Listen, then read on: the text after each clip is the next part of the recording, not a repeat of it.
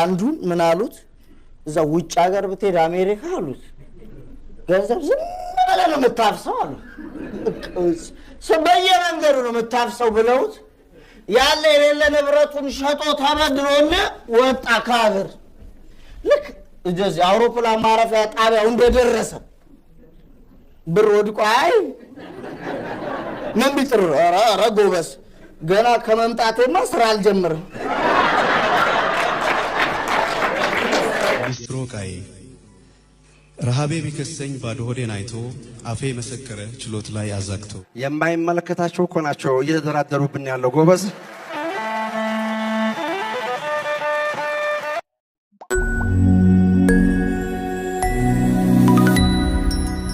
አዝማሪው ባንጃው ጡመ ልሳን ድምፀሉ ባንጃው ሲያንቆረቁረው ሁሉም ይውጣል እየመረረ ተባለለት ድምጽ መሰለ እንዴ አዝማሪው ባንጃው ዛሬ እኮ በጣም አሪፍ ግጥም እኮ ነው እማማ ልጣሽ ጠጅ ቤት የሰጠው ምን አለ መሰለ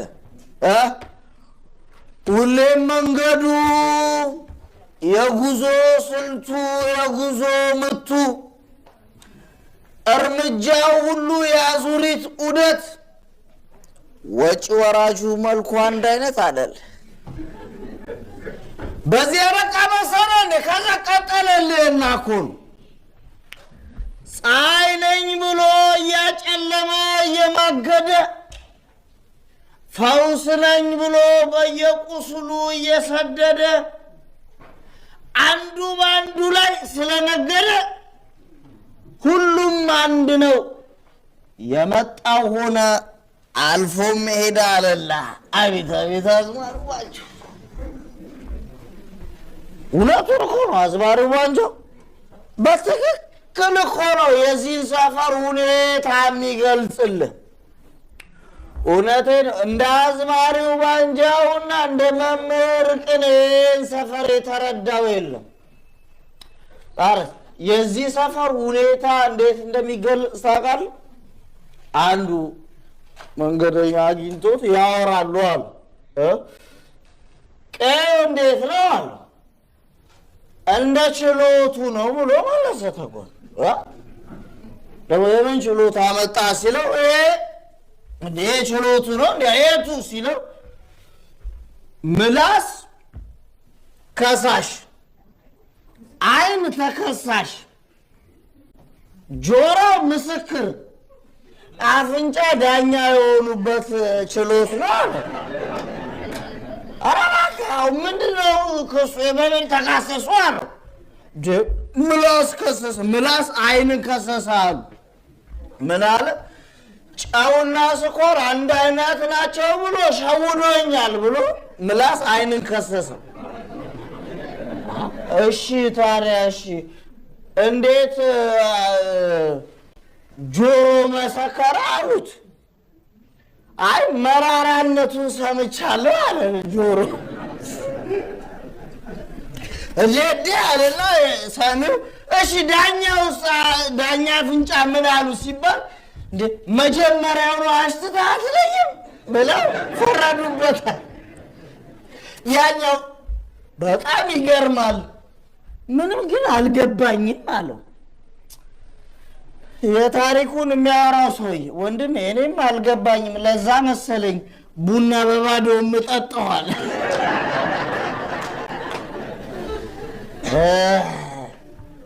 እናቴ የዚህ ሰፈር ሁኔታ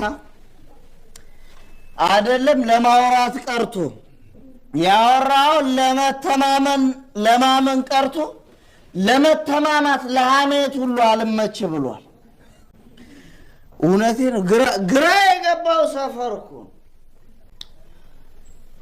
እንዴት እንደሆነ በቀላሉ ነው ማስረዳኝ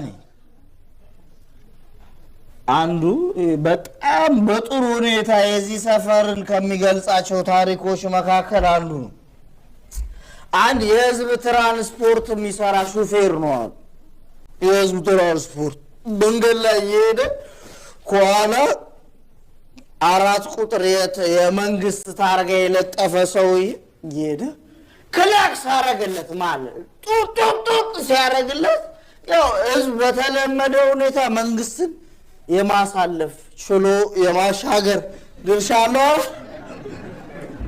አቀዘቀዘና እንደዚህ በእግራችሁ እለፋሉ እናቴ ክላክስ በለያልፍ አልቻልከ ግራ ሲገባው ጥግ ይዞ የህዝብ ሹፌሩ ጥግ አቆመ።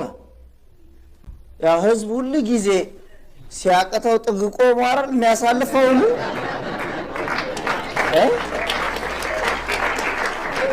እናቴ ቆመም አላረፈ ከፊት ዘጋበትና አሳሰረው የህዝብ ሹፌሩ። ክሱ ምን ቢሆን ጥሩ ነው? የገሌን ክፍለ ከተማና ወረዳ ኃላፊ ወደ ልማት ቦታ ሲሄዱ በማደናቀፍ ወይ ማደናቀፍ እናት ኃላፊዎቹ በጣም በፍጥነት እኮ ነው የሚንቀሳቀሱት። ሽቡ አይደል የሚሉት ህዝቡንና የሰፈሩ ሰው ጥለውት እኮ ሄደዋል። በሀብት ማለት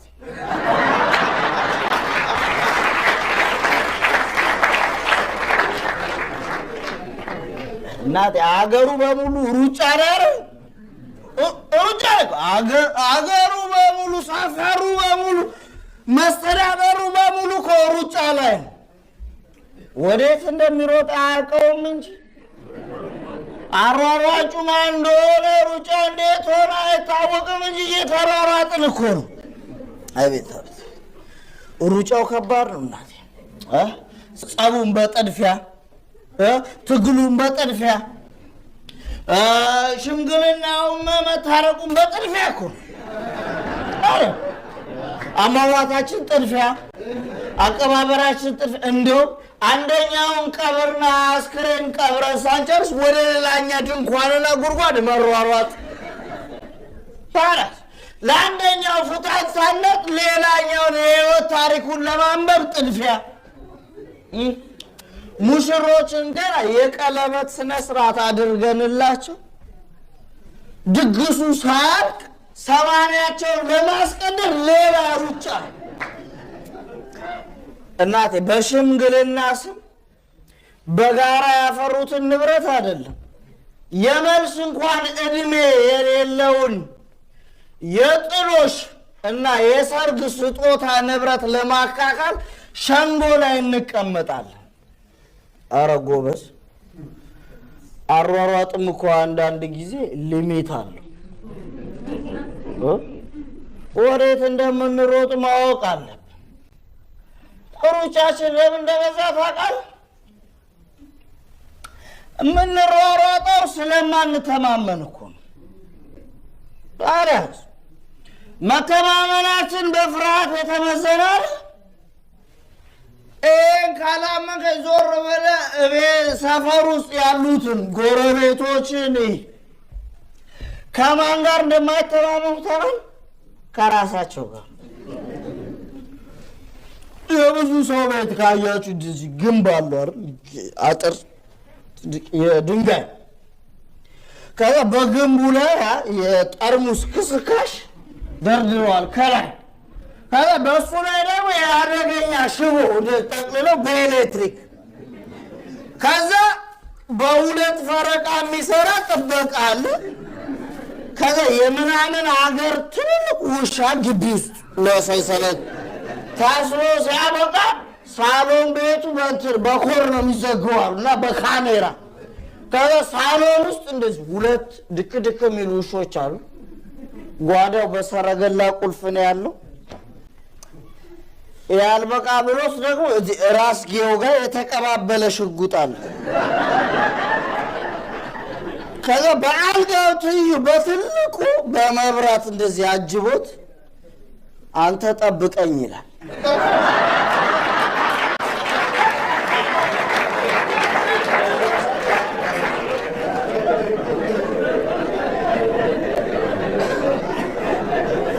ወንድሜ ከራስ ነው እንደምትሸሸው ለምን እንደሆነ ታውቃለህ? መተማመናችን በስጋት ላይ ተመሰረተና መተማመንን ገዝግዘን አረድ ነው። አሁን አለመተማመን እያስተራረደን ነው። ያለመተማመናችን ትልቁ ምክንያት ምን እንደሆነ ታውቃለህ? ብልጥ ነኝ ብሎ ማሰብ። እዚህ ሰፈር አይገርምም? መምህር ቅኔና እማማ ልጣይሽም ደግነታቸውን በጎነታቸውን በቂልነት የነ ሻምበልና የነ መንፈስን ብልጠት ደግሞ በጀግንነት በመዘገበ ሰፈር ውስጥ አለመተማመን አያስደንቅም? ወረስ አንዱ ነው አሉ እማማ ልጣይሽ ጋር መጥቶ ጠጅ ናፍቆኝ ነው ብሎ ነው የመጣው አሉ። ውጭ ሀገር ነው የመጣው። ይገርሞታል። እማማ እዛ ውጭ ሀገር የግል እስር ቤትም ይባላል አላቸው።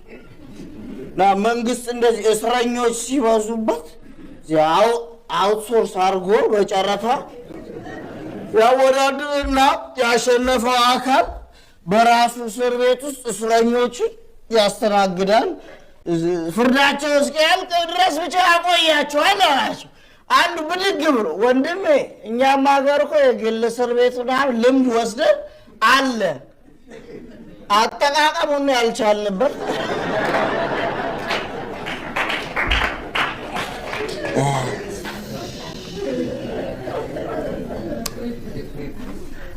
አለመተማመንና አለመግባባት የሚመጣው የምታወራውና የምትናገረውና የምታደርገው መመጣጠን ሲያቅተው ያለመተማመናችንና የእምነታችን ጉድለት የሚመጣው ገና ከሀሳባችን ጽንስና ከንግግራችን መነሻ ላይ ስለምንናናቅ ነው።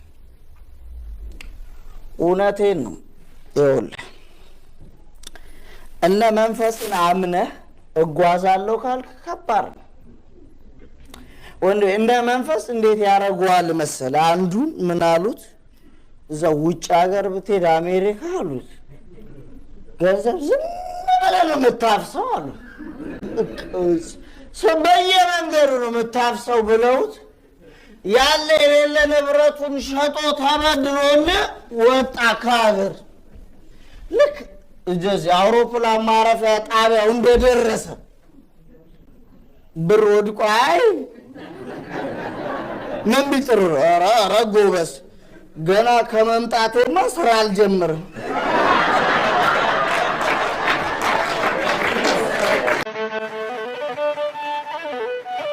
እንዲህ አንድ በገጠር መንደር ሸጋና ገምሻራ ሴት ነበረች። መቼም ሸጋነት ዕዳ ነው፣ ለራስም ዕዳ ነው፣ ሸጋ ለሚወደውም ሰው ዕዳ ነው። እና ይቺ ሴት ብዙ ፈላጊ ስለነበራት ያው እንግዲህ የድሮውን ነገር ታውቁት የለ ሁለት ውሽማ ያዘች አሉ።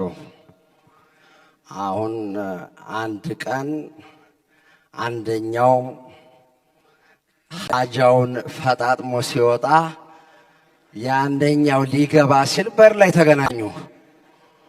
አንተ ሰው እዚህ ሴትዮ ደጃ ትድረስ አላልኩም እንዴ? ምን አገባህ? አንተም ተደራቢ እኔም ተደራቢ። አንዳንድ ሲባባሉ ወደ በትር ተገባ። ያች ሴትዮ መሃል ገብታ እሪ አገር ያለ ስትል የጎረቤት ሰው በሙሉ ኧረ ምንድን ነው ብሎ ሲመጣ ያው ገባው ማለት ነው ሰው። የእናንተ ጉዳይ እንኳ በሽማግሌ ነው የሚታየው አለና ኩታቸውን አስሮ ወደ ዳኛ አላካቸው። ኧረ እንደ ይሄን ጉድማን የማይቸውን መመጣው እያለች እሷም ተከተለ ሄደች። ሽማግሌዎቹ እስቲ እንደ ጉዳያችሁን አስረዱ ተባሉ። እነዚህን ውሽሞቹን ማለት ነው ሁሉም አስረዳ። አረዳ እንደ ይሄ እንኳን ዝበላችሁ ነው፣ እኛ ደግሞ እንደው የረባ ነገር ያለ መስሎን ነው እንጂ ያጣላችሁ ለካ የሰዓቱ ጉዳይ ነው። በዋናው ጉዳይ አትጣሉ እንጂ ሰዓቱ ቀላል ነው ይሉና አንተ በዚህ ሰዓት ገብተህ በዚህ ትወጣለህ። አንተ በዚህ ሰዓት ገብተህ በዚህ ትወጣለህ። አይደለም እንዴ ሲባል ኧረ ትክክል ነው። እሷ ራሱ አራክ እንዲህ አይነት ፍርድም ታይቶ አያውቅም፣ ፍርዲቱ ዛሬ ገና ተፈረደች እያለች እየገሰገሰች ወደ ቤቷ ስትሄድ አቶ ምስኪን ባል እበሩ ላይ ቆሟል። ባሏ እንደው አንቺዬ እንደው ከቶ የት ሄደሽ ነው? ኧረ ተወኝ፣ እንደው ዛሬ ሰዎች በእኔ ሊጋደሉ ነበር። አንተው እነማን? ውሽሞቼ ናቸዋ። አዎ እናሳ? አረግ ሽማግሌ ጉዳዩን አየሁ። አረ እንደ ሽማግሌማ ይኖር እንደው ሰዓቱን እነሱ አስተካከሉ። አንዱ በዚህ ገብቶ በዚህ ይወጣል፣ አንዱ በዚህ ገብቶ በዚህ ይወጣል ሲል ከቶ የኔንሳ ነገር እንዴት አደረጉት? አረዳ ያንተንስ ነገር እኔም ትዝ አላለኝ እነሱም ትዝ አላልካቸውም።